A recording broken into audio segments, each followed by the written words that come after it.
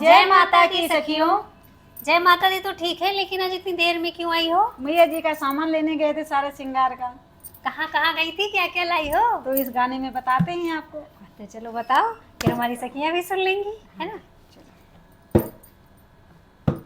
कि मैया कहाँ लगाई देर, नरिया सुनी पड़ी। मैया कहाँ लगाई देर, नरिया सुनी पड़ी। हाट गई बाजार गई थी, हाट गई बाजार गई थी।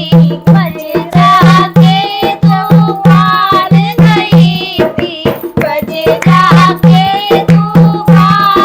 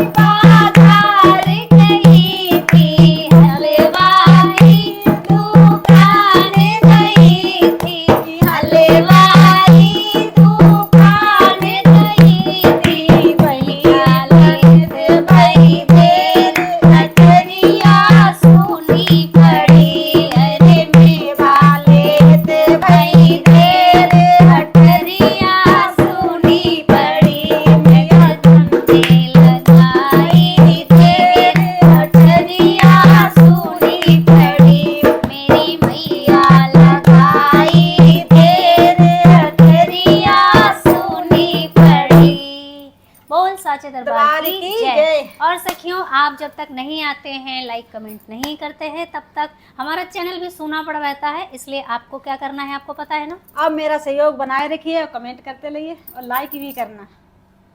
और हमारे भजन को शेयर भी करना। हाँ।